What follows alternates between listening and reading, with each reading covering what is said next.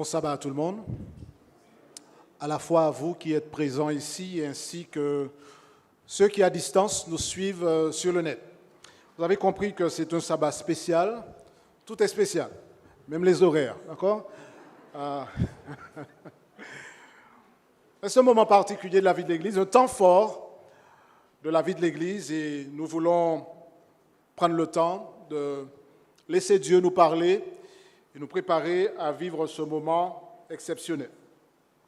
Je voudrais rappeler d'emblée que le service du diaconat, lorsqu'on parle du service du diaconat, on parle d'un service, de ministère qui n'a pas été inventé par l'Église adventiste.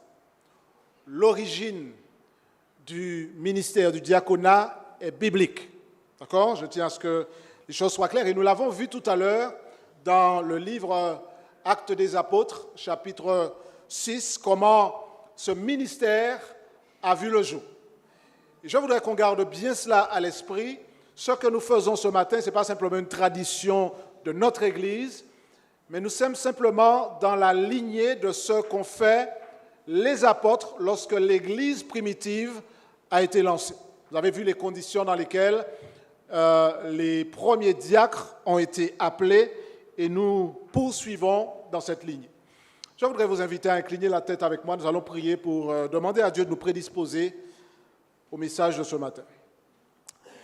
Éternel Dieu, parle-nous à travers ta parole et que ce moment soit un moment que nous vivions avec l'intensité, la solennité requise et que ta bénédiction repose sur nous et que ton esprit meuve sur cette place. Nous t'en prions dans le nom de Jésus. Amen. Si votre enfant, le bac en poche, vient vous voir et vous dit « Maman ou papa, je veux faire avocat, je veux devenir professeur, je veux devenir pilote d'avion ». Quelle réaction aurez-vous? Quelle longueur fera votre sourire? Et combien de kilos pèsera votre joie? Si par contre, avec le bac en poche, votre enfant vient vous voir et vous dit « Papa, maman, je veux être éboueur, je veux être suspendu derrière les camions qui ramassent les ordures », quelle réaction aurez-vous? Quelle forme aura votre grimace? Est-ce que vous lui direz, « Maman, et tout ça travail qui nie, c'est la vrarie », pas même la voirie, la vrarie ou les faits? La question se pose, qu'est-ce qui fait la valeur d'une chose? Sachant que et les avocats, et les professeurs, et les pilotes d'avion remercient Dieu tous les jours qu'il y ait du personnel de la voirie. La valeur d'une chose est déterminée par son utilité et son origine. Qu'est-ce qui donne sa valeur au diaconat? Je le dis très clairement, sans aucune ambiguïté. Ce qui donne sa valeur au diaconat, c'est qu'il a été institué sous la direction de l'Esprit de Dieu. Ainsi donc, nos trois sœurs qui seront consacrées, ainsi que tous ceux qui font partie du corps diaconat, et je le dis parce que je suis diacre moi-même, nous formons un groupe, un ministère qui a été institué, qui a été voulu par Dieu. Très important de dire cela. Alors, quand on parle des origines du diaconat, on parle d'un ministère qui a commencé avec des hommes. Alors, il faut préciser cela parce que ce sont des sœurs que nous allons consacrer ce matin. Le ministère a commencé avec des hommes. Nous l'avons lu tout à l'heure dans Acte 6. Mais nous savons très bien que des diaconesses ont été inclus dans le groupe, comme on peut le lire dans Romains 16, verset 1, où la salutation est donnée notamment à Phébé, qui est diaconesse de l'église de Sancré. Vous pouvez lire ça dans le premier verset de Romains 16. Donc des diaconesses ont été ajoutées au groupe. Il n'y a pas eu que des diacres au départ. Les diacres et le corps diaconat a été institué pour servir. Mais il faut bien clarifier ce que signifie ce ministère de serviteur. C'est une tâche noble, la tâche du diaconat, frères et sœurs, chers amis, est une tâche noble. Elle est noble parce que le diacre et la diaconesse s'occupent des affaires de l'Église. Et l'Église, c'est le corps du Christ. Vous savez que selon l'endroit où on travaille, on estime en général que c'est important ou moins important. Certains diront, tu crois que tu travailles à la cantine, donc ce n'est pas très reluisant. Moi, je travaille dans le cabinet du préfet. Ça pèse plus lourd. On a encore cette mentalité. Vous savez, ce genre de raisonnement-là ne peut pas cadrer avec ce que nous disons. Le ministère de service, qui est d'ailleurs une caractéristique de tous les ministères de l'Église, mais dans le diaconat, nous parlons de ministère qui est non seulement voulu par Dieu, mais qui est d'une noblesse extraordinaire parce qu'il amène des hommes et des femmes à servir dans la maison de Dieu. Je sers dans la maison de Dieu, je suis au service de Dieu. Je ne considère pas que le diaconat soit réservé à une sous-classe de l'Église. Il y a eu à une certaine époque peut-être des gens qui ont traîné une mentalité qui fait que, eh bien, dans l'Église, il y a ceux qui savent bien parler le français, ceux qui ont des diplômes, ceux qui se tiennent bien et qui ont un certain niveau. Ceux-là, on va leur donner certains postes. On va les placer à l'anciennat, on va les placer à l'école du sabbat. Et puis, d'autres qui ne savent pas trop bien parler, on va leur donner à faire un coup de jack. Voilà la mentalité qui a traversé l'esprit de certaines personnes. Donc, quand on a bac plus 5, on fait ancien. Quand on a bac moins 8, on fait jack. Cette mentalité est à des années-lumière de l'esprit de l'Évangile. Le ministère du diaconat est un ministère, je répète, qui est noble, parce que c'est Dieu qui l'a voulu et qui a suscité des hommes et des femmes qui se mettent à son service en faisant des choses extraordinaires dans la maison du Seigneur. Pour quelle raison est-ce que je considérais la maison du préfet ou du président comme étant plus importante que la maison de Dieu? Ça n'a aucune espèce de sens. Ce n'est pas un déshonneur que de servir dans la maison de Dieu. C'est un ministère extraordinaire. Le diaconat n'est pas un ministère subalterne. On a, jusqu'à présent, encore des personnes qui voient l'Église du moins comme un édifice à étages. Au 3e étage, il y a les pasteurs. Au 2e étage, il y a les anciens. Au 1er étage, il y a tous les autres départements. Et puis au sous-sol, il y a les diacres et les diaconesses. Je me pose la question, mais qu'est-ce qui peut motiver une telle vision des choses? Sinon, cette démarche qui consiste à transférer dans l'Église ce qu'on voit dans la société. Or, je répète, l'Église, c'est le corps du Christ. Et si je suis dans le corps du Christ, nous sommes tous au même niveau, à des fonctions différentes, mais exerçant un ministère pour le même Dieu et avec le même esprit. Par conséquent, vouloir voir le diaconat à travers des lunettes sélectives qui fait que voilà, eh bien, celui-là est à ce stade-là et puis tel autre est à un autre stade, ne fait pas justice au corps du Christ. Et c'est pourquoi je dis que lorsqu'on parle du diaconat, on doit en parler avec respect. Le diaconat est un ministère que Dieu honore et l'Église doit le reconnaître. Déjà, en parlant du diaconat, on ne parle pas des diacres et des diaconesses, on parle des diacres et des diaconesses. Ce n'est pas la même chose. Déjà, la manière de dire les choses. Enfin, il fait un coup de jack, il passe à lui, il passe à écrit, il fait jack. Non. Jack, c'est de la sono. Diacre, ça, par contre, c'est autre chose. Diaconat, diaconesse. Là, on parle de choses, de ministère clairement établi dans la parole de Dieu. Et il nous faut déjà, dans la manière dont nous parlons, dont nous disons les choses, montrer que nous avons du diaconat une vision qui correspond à celle de la parole de Dieu.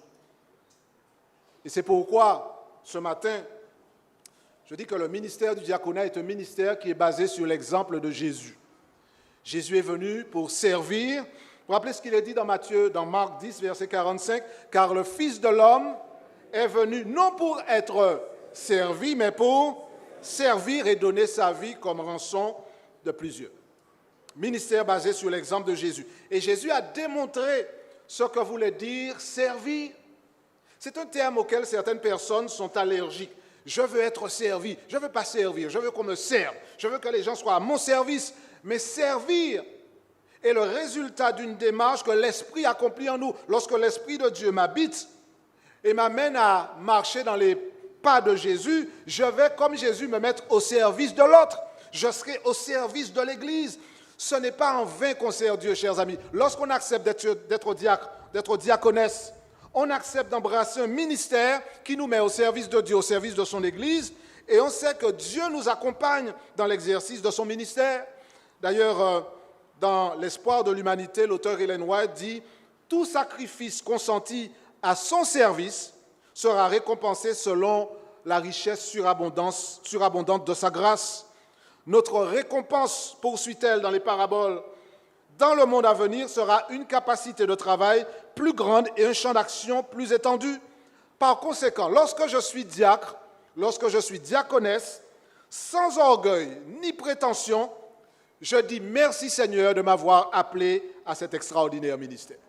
Et par conséquent, nos 3 sœurs qui seront consacrées dans un instant seront consacrées à un ministère honorable. Elles ont été choisies comme ceux et celles qui les ont précédées.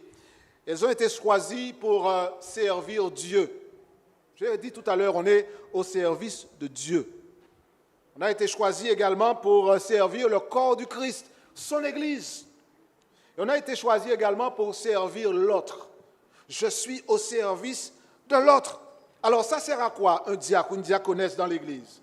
Eh bien, elles auront un rôle particulier, les diaconesses, en aidant pendant les services, pendant les réunions, en soutenant les dirigeants par la prière, en visitant les malades, en visitant les absents, en encourageant les uns et les autres, en préparant les cérémonies de baptême, en aidant pendant les services de communion, en apportant leur aide aux malades, aux pauvres et en participant au service de l'Église, en collaboration notamment avec le ministère de la Bienfaisance. Alors, lorsqu'on parle du diaconat, on parle de ministère qui contribue à la mission que Dieu a confiée à l'Église. Donc, quand j'ai un diacre ou une diaconesse en face de moi, j'ai quelqu'un qui est un maillon de la chaîne de la mission de l'Église. Donc, Ninon, Patricia et Corinne ne sont pas juste des personnes qui sont là en plan B ou des personnes qui travaillent dans l'ombre parce qu'elles sont moins importantes. Elles ont, tout comme les autres, leur place dans le plan de Dieu et elles contribuent fidèles au ministère auquel Dieu les a appelés.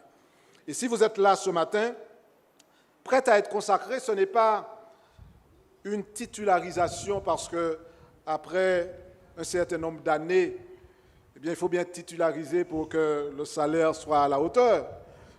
Votre salaire n'est pas versé par l'Église. Quand on sert Dieu, la récompense est dans le ciel. Et vous vous préparez à cette mission qui consiste à dire au monde que nous avons une destination qui est le royaume des cieux. C'est ça le ministère du diaconat. D'ailleurs, quand je le dis avec cette joie au cœur de savoir que quel que soit là où Dieu nous place dans l'Église, nous sommes un maillon d'une même chaîne. Que je sois au diaconat, à l'anciennat, à l'école du sabbat, avec les enfants, je contribue à la mission de l'Église. Alors, je voudrais parler directement aux diaconesses. Il y a une vision qui consiste à limiter l'image du diaconat au balai et à la serpillière. Alors, que je vous dise très clairement, après tout ce que je viens de dire, ce serait une erreur de croire que le ministère se résume à un balai et à une serpillière. Puisqu'il y a les visites, l'aide, la prière, etc., nous l'avons dit. Mais je voudrais que ça soit clair dans l'esprit de toutes les diaconesses et de tous les diacres et de l'ensemble de l'Église. Il n'y a aucune honte à avoir à nettoyer la maison du Seigneur. Aucune. On a trop de fierté lorsqu'on fait quelque chose pour un homme important. Et lorsqu'on fait pour la maison de Dieu, on devrait être rempli d'une joie extraordinaire. Je sers dans la maison de Dieu. Je suis appelé à nettoyer, à prendre soin et à maintenir, à entretenir la maison du roi des rois. Qui dit mieux? Enfin, on est comparaison, on marche, la terre ne nous porte même pas parce qu'on travaille, on est fonctionnaire, on est dans un bureau climatisé. Et c'est humain parfois de penser cela. Ça m'est même arrivé, je vous l'ai dit ici, de faire l'intéressant pendant quelques minutes juste pour taquiner mes amis en leur disant « j'ai travaillé à tel endroit ». J'ai même poussé le toupet jusqu'à leur montrer ma fiche de salaire. Tu vois, voilà, j'ai travaillé là, prestigieux. Mais finalement, on se rend compte qu'aucun de ces endroits n'est une garantie que vous irez dans le royaume des cieux. Par contre, quand je travaille pour Dieu, là c'est autre chose. Oui, c'est vrai, j'ai travaillé pour le gouvernement, j'ai travaillé à Matignon, j'ai travaillé au tel ministère. Ok, d'accord. Et alors? Est-ce que ça fait de moi un meilleur chrétien? Est-ce que ça fait de moi quelqu'un qui est prêt à entrer dans le royaume des cieux? Plaise à Dieu que ça soit le cas. Mais lorsque je travaille en tant que diacre, que diaconesse, je dois être heureux de travailler au service de Dieu. Dieu m'a appelé, je sers le Seigneur. Et en le servant, en nettoyant l'Église, je suis en train de contribuer à la mission à laquelle Dieu m'a appelé. Alors, même parfois chez nous, nous faisons des contorsions de vocabulaire. J'ai rencontré une sœur qui m'a dit, tu sais, je travaille dans une entreprise, je ne dis même pas ça aux gens, mais je passe le balai et la serpillière. Et je lui ai dit que tu ne dois pas avoir honte de cela. C'est important de faire cela. Et puis, elle m'a rencontré quelque temps après. Elle m'a dit, tu sais, maintenant, quand on me demande qu'est-ce que je fais comme travail, je dis, je suis serpiologue. D'accord? Je suis spécialisé dans la serpillière. Je suis serpiologue et je n'ai pas de diplôme forcément, mais ce diplôme-là me permet, cette formation-là, ou du moins ce titre-là me permet de gravir un échelon. Et dans l'esprit de certaines personnes, dire serpiologue, c'est peut-être plus intéressant que de dire je passe le balai. Ne faisons pas de contorsion avec les mots. Je suis diaconais, je suis diacre, je nettoie la maison de Dieu, j'entretiens le lieu de culte. Alléluia. Merci Seigneur. Personne ne devrait avoir honte de cela. Et nous faisons cela dans un esprit d'unité et d'harmonie. Le diacre et la diaconesse devraient eux-mêmes être au clair sur la valeur de leur ministère. Donc, chères sœurs qui serez consacrées, ne laissez personne vous faire croire que vous êtes au bas de l'échelle. Il n'y a pas d'échelle avec Jésus. Il y a une même ligne sur laquelle nous tous nous trouvons devant le Créateur. Vous êtes dans un ministère important. Donc la tâche du diacre et de la diaconesse n'est pas liée uniquement au balai et à la serpillière. Et même si c'était le cas, je l'ai dit, nous ne devons avoir aucun complexe et honorer ceux et celles qui sont impliqués dans ce ministère. Et c'est pourquoi la Bible dit, et je m'en voudrais de ne pas mentionner ça quand la Bible le mentionne, la Bible dit dans le texte de 1 Timothée 3, versets 8 à 13, c'est un texte que souvent on attribue aux anciens, mais on oublie que le passage de la Bible parle des caractéristiques qu'on devrait retrouver chez les anciens et chez les diacres, et ce sont des caractéristiques similaires. Dans 1 Timothée 3, versets 8 à 13, il est dit ceci, et vous allez reconnaître ces éléments, les diacres aussi, alors quand on dit diacre, diaconesse, les diacres aussi doivent être honnêtes, éloignés de la duplicité, des excès du vin, d'un gain sordide, conservant le mystère de la foi, dans une conscience pure, qu'on les éprouve d'abord et qu'ils exercent ensuite leur ministère s'ils sont sans reproche. Les femmes, de même, doivent être honnêtes, non médisantes, sobres, fidèles en toutes choses. Les diacres doivent être maris d'une seule femme, diriger bien leurs enfants et leur propre maison, car ceux qui remplissent convenablement leur ministère s'acquièrent un rang honorable et une grande assurance dans la foi en Jésus-Christ. Voilà ce que la Bible dit. Donc quand nous parlons d'un corps, où ceux qui composent ce corps se doivent d'être honnêtes, c'est ce que le texte dit, honnête quoi encore? Le texte mentionne, alors, à faire avancer la diapo, honnête, éloigné de la duplicité, d'accord? Il ne faut pas qu'on ait un double langage. Quoi encore? Éloigné des excès du vin. Éloigné des excès du vin. Éloigné d'un gain sordide. On n'est pas là pour son propre intérêt.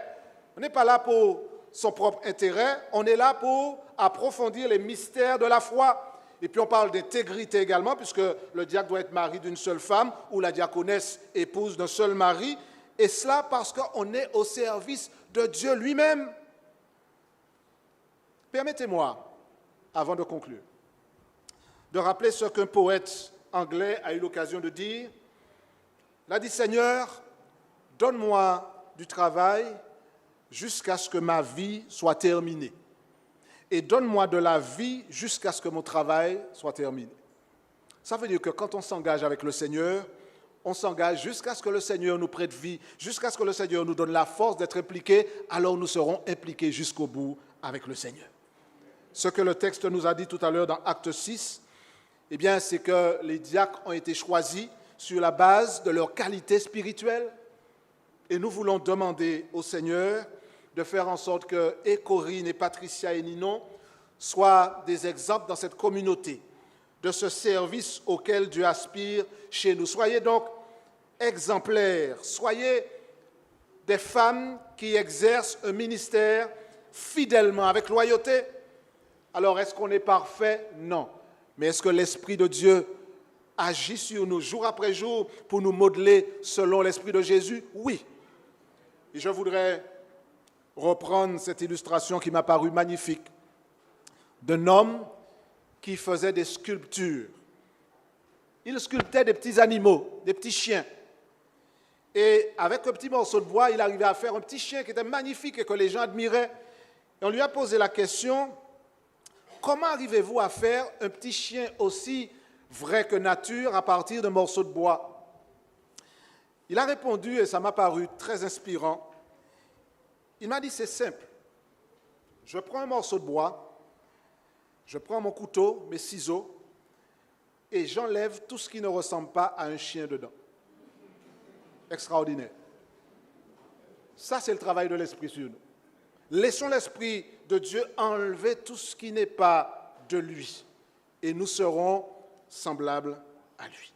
Soyez exemplaires, servez Dieu fidèlement, aimez les autres, soyez des artisans de la fraternité, et puis que l'Église dans laquelle vous servez, bien qu'elle puisse démontrer qu'elle respecte votre travail. Alors peut-être que la diapo apparaîtra sur l'Église, qui est une Église qui doit respecter le corps du diaconat, reconnaître à sa juste valeur le ministère que vous exercez, prier pour vous et demander que Dieu agisse à travers vous avec tact, sagesse, pour que l'Église soit un lieu où le ministère du diaconat soit exercé dans l'esprit de Jésus. Alors à Ninon, à Patricia et à Corinne, je souhaite que Dieu vous emploie aujourd'hui à son service. Qu'il vous emploie parce que c'est lui le patron. Qu'il vous emploie, vous en particulier, parce que c'est vous qui avez choisi de répondre à son appel. Qu'il vous emploie fidèlement aujourd'hui, parce que vous êtes là aujourd'hui. Ce n'est pas demain que Dieu a besoin de vous, mais aujourd'hui. Et chaque jour que Dieu fait, soyez toujours à son service, parce que vous êtes redevable devant Dieu. Et c'est un service, ce n'est pas une torture, ce n'est pas une punition, c'est un service et une joie d'être au service du Maître. Que Dieu vous bénisse et que vous continuez à servir sous la direction du Saint-Esprit. Et que ce moment de consécration soit pour vous un temps fort, mais également pour l'Église d'Oreb, qui partage avec vous ce moment où le Seigneur lui-même vous mettra à part. Que Dieu bénisse l'Église d'Oreb et que Dieu vous bénisse toutes les trois alors que vous êtes consacrés à son ministère. Amen. Nous sommes arrivés maintenant au moment de la prière de consécration. C'est à cet instant que nous allons imposer les mains à nos trois sœurs. Je vais leur demander de nous rejoindre jusqu'ici, sur l'estrade. Et alors qu'elles s'approchent, je demanderai à tous les anciens consacrés de me rejoindre ici.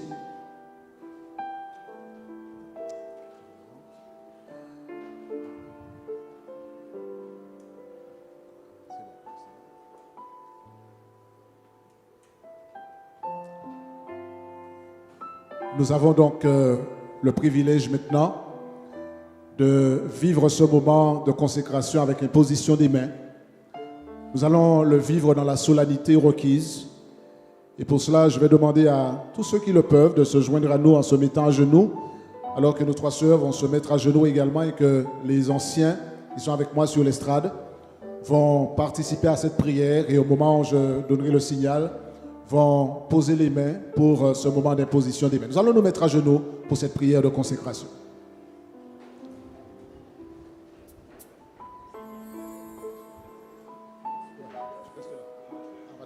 S'il te plaît.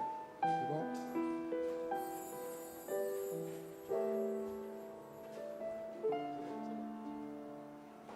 Nous prions. Notre Père, notre Dieu, nous voulons te remercier puisque dans ton amour infini, tu as choisi des pécheurs sauvés par grâce comme nous pour participer à cette œuvre extraordinaire de la proclamation de l'Évangile et du salut des âmes. Et dans le cadre de cet extraordinaire ministère, tu as choisi des hommes et des femmes dans le cadre du ministère du diaconat pour être à ton service et au service de ton Église. Et ce matin, nous avons le privilège, Seigneur, de mettre à part nos trois sœurs, Ninon, Patricia et Corinne. Tu les as appelées à ce ministère comme d'autres avant elles qui servent et qui permettent à l'Esprit de Dieu de les utiliser pour entretenir l'Église, pour prier, pour encourager, pour visiter, pour exercer un ministère comme celui qui a été institué dans les Saintes Écritures. Alors ce matin, nous sommes heureux de vivre ce temps fort dans notre Église. Nous sommes heureux parce que, Seigneur, toutes les fois où un homme ou une femme se met à ton service, c'est une occasion de se réjouir. Toutes les fois où un homme ou une femme accepte de se laisser utiliser par l'Esprit de Dieu pour être à ton service, c'est une occasion de réjouissance.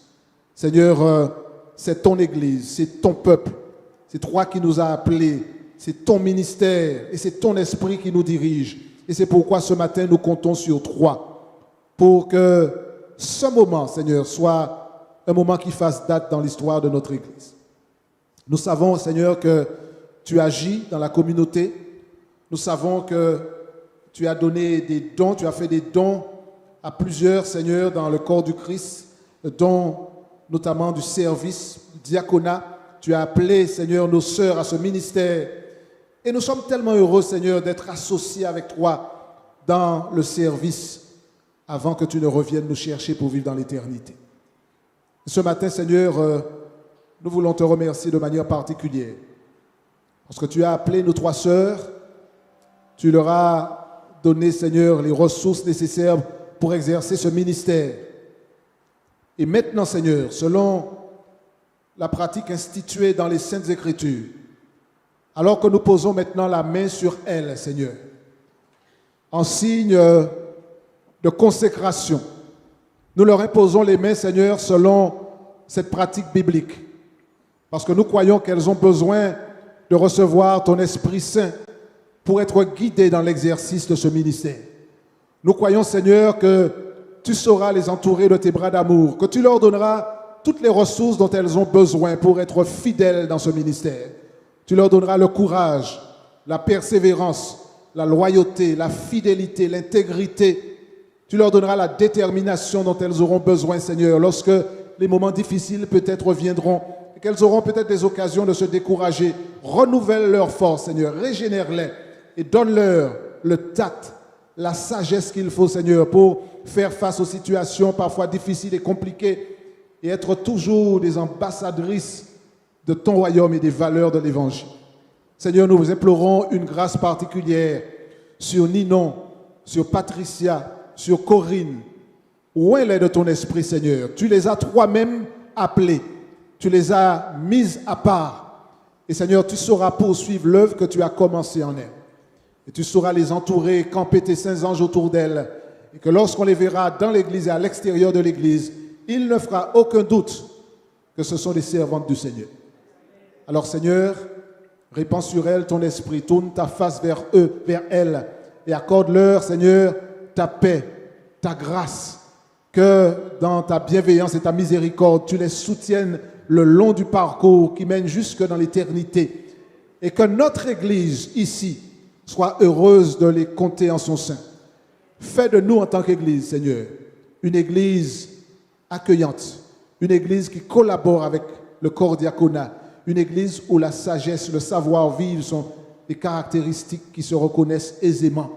Bénis ton Église et encore une fois, que ta bénédiction repose de manière spéciale sur ces 3 sœurs que tu as mises à part, Corinne, Patricia et Ninon, et qu'à travers leur ministère, ton nom soit glorifié et que ton Église avance et progresse jusqu'à ton retour. Nous t'en prions dans le nom de Jésus et pour ta gloire. Amen. Amen.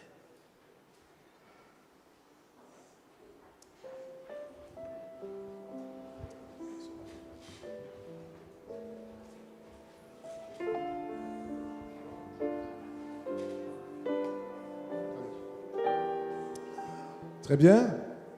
C'est un petit exercice qui fait du bien. Nous allons demander à Georges de venir et de présenter aux diaconesses la charge. C'est un ensemble de recommandations qui sont présentées dans des circonstances comme celles que nous vivons aujourd'hui. Donc Georges, je te donne la possibilité maintenant de présenter la charge aux diaconesses. Voilà, donc je vais charger, comme on dit, charge au diacre. L'Église ayant reconnu en vous les qualités nécessaires à votre consécration et vous ayant mis à part par l'imposition des mains pour ce ministère du diaconat, votre responsabilité est d'être des diacres, plutôt des diaconesses fidèles à Dieu en toutes choses. Soyez exemplaires dans votre vie personnelle et votre vie publique. Votre ministère est à la hauteur de votre consécration personnelle à Dieu.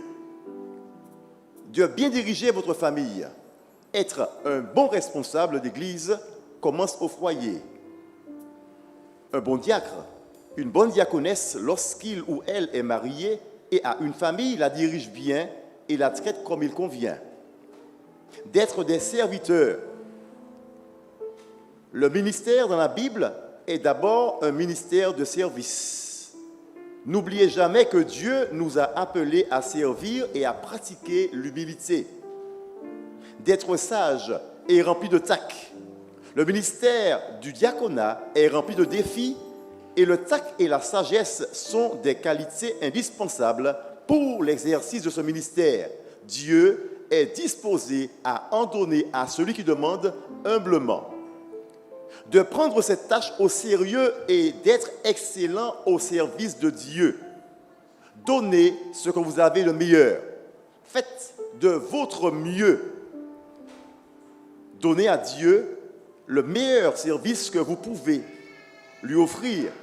Que votre ministère soit excellent devant le Seigneur. D'être des modèles pour les autres. Que les autres, en vous voyant vivre et en vous voyant fonctionner à l'Église, soient inspirés par le témoignage que vous laisserez. Que vous soyez une source d'inspiration pour les autres, jeunes ou moins jeunes. D'être des prédicateurs de l'Évangile par le verbe et par l'exemple.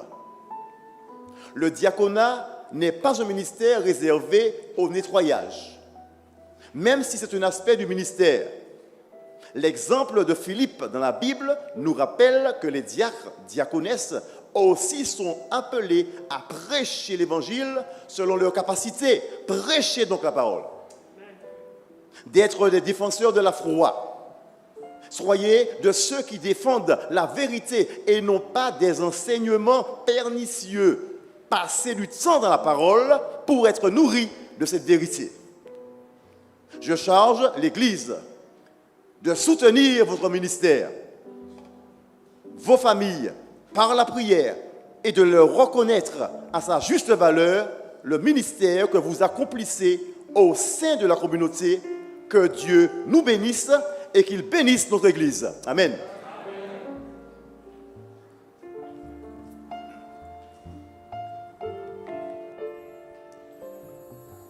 Je demanderai maintenant à la première diaconesse de venir jusqu'ici. Elle dira juste quelques mots de bienvenue à nos 3 sœurs qui, officiellement maintenant, eh bien, rejoignent le corps des diaconesses consacrées. Corinne, Ninon, Patricia, CNP. Vous êtes en ce moment, 6 avril 2024, 12h10. Vous êtes officiellement serviteurs du Seigneur au sein de cette communauté de rêve. Que le Saint-Esprit soit votre guide, qu'il vous aide et qu'avec amour, fidélité, vous puissiez servir notre Dieu, celui qui nous aime, celui qui nous sauve et avec qui nous voulons vivre pendant l'éternité. Bienvenue à chacune de vous.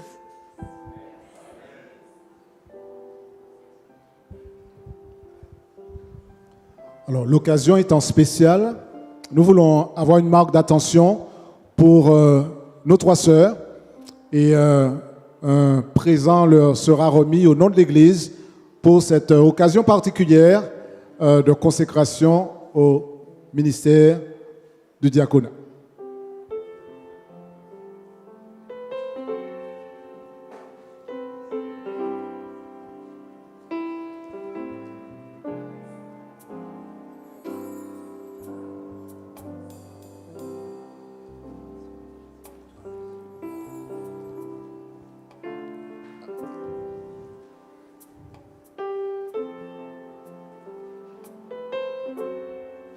J'espère que nos sœurs ont suffisamment de bras, puisque ce n'est pas terminé.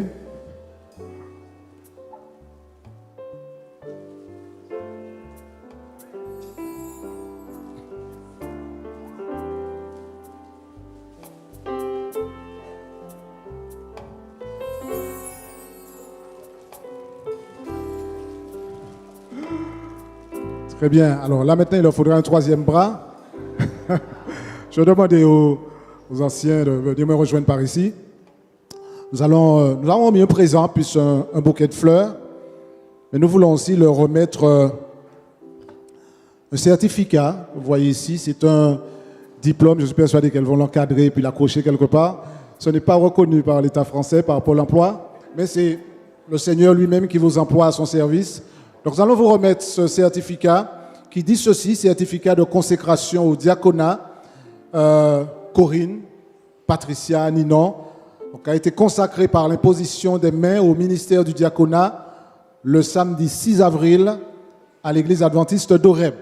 Donc, date bien marquée sur le calendrier. Donc, je vous remettrai ceci et les anciens après moi vous donneront la traditionnelle main d'association, mais vous aurez le privilège d'être salués par tous les membres d'église à la sortie du service dans un instant.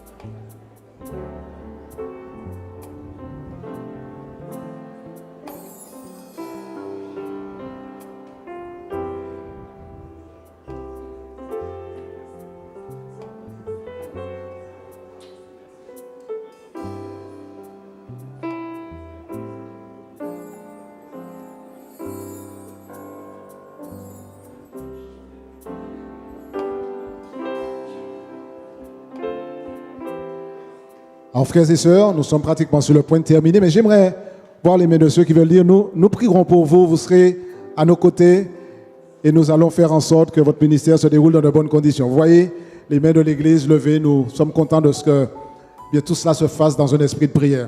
Être debout et entonner ensemble les paroles du numéro 359. J'ai soif de ta présence, divin chef de ma foi. Dans ma faiblesse immense, que ferais-je sans toi? Ensemble. J'ai soif de ta présence, divin chef de ma foi. Dans ma faiblesse immense, que ferais-je sans toi? Chaque jour, à chaque heure, oh, j'ai besoin de toi. Viens, Jésus, et demeure auprès de moi. Tes ennemis dans l'ombre rôdent autour de moi. Accablé par le nombre, que ferais-je sans toi? Chaque jour, à chaque heure, oh, j'ai besoin de toi. Viens, Jésus, et demeure auprès de moi. À vous maintenant.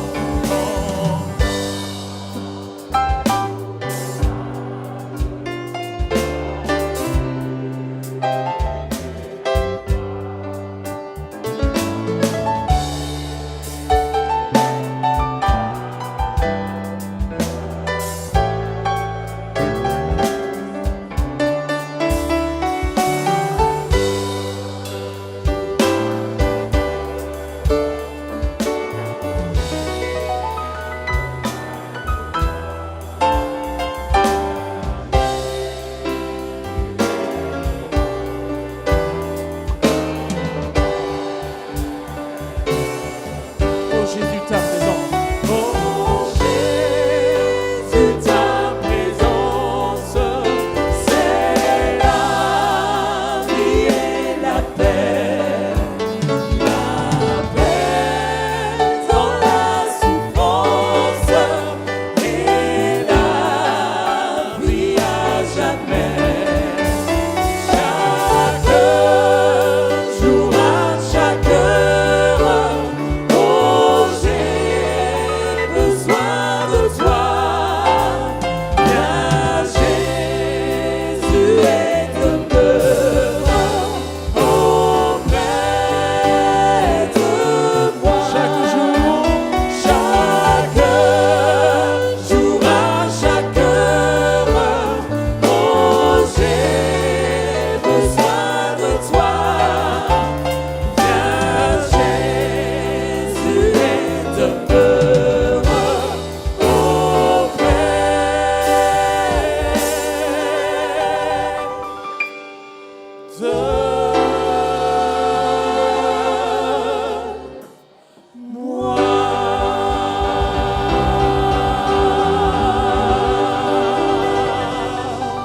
Amen.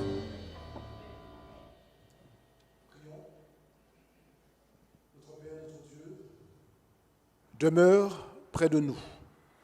Et alors que nous quittons ce lieu, que ton esprit nous accompagne, que ta grâce repose sur nous tous. Nous te le demandons dans le nom de Jésus. Amen.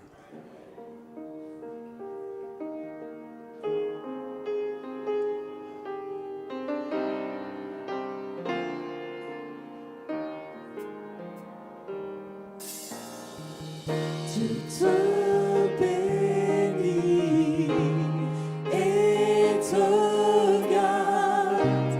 Il rayonne sur toi, t'accorde t'accorde sa grâce, ton Dieu seul tourne vers toi, te donne la paix. Amen. Amen.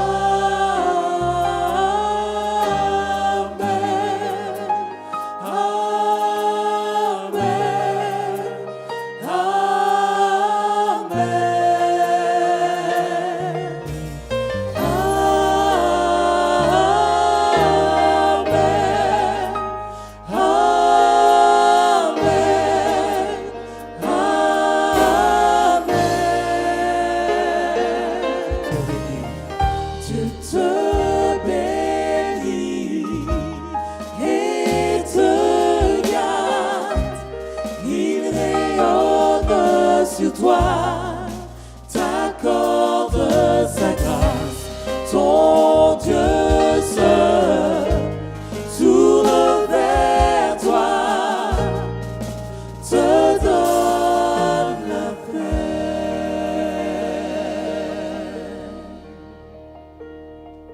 Amen.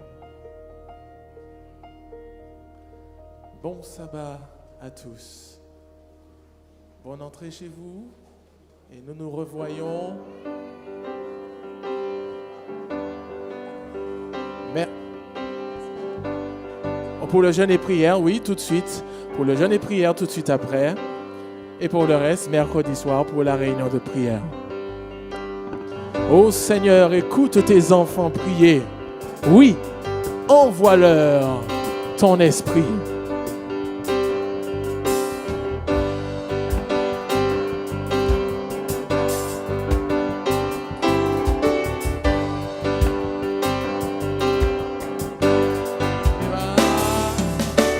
Seigneur, écoute tes enfants prier. Oui, envoie-leur ton esprit. Seigneur, écoute tes enfants prier. Donne-leur ton amour et ta paix.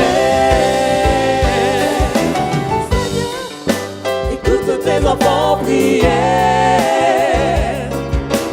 Oui, envoie-leur ton esprit. Seigneur, écoute tes enfants prier. Donne-leur ton amour et ta paix. Oh, quelque chose va arriver. Oui, aujourd'hui, quand le peuple de Dieu se met à prier. Comme au temps de la Pentecôte, les murs vont trembler. Quand le peuple de Dieu se met à prier. Oh Seigneur, Seigneur, écoute tes enfants prier. Oui, envoie-leur ton esprit.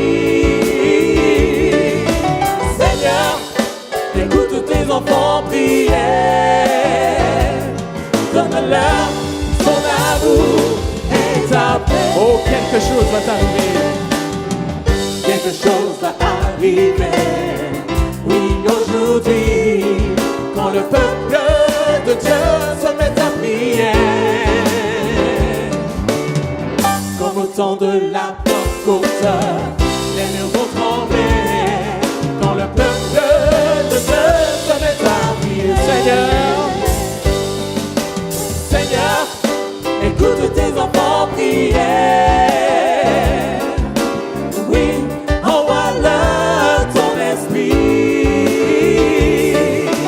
Seigneur, écoute tes enfants prier. Donne-leur ton amour et ta paix. Quand le peuple de Dieu, quand le peuple de Dieu, quand le peuple de Dieu se met à prier.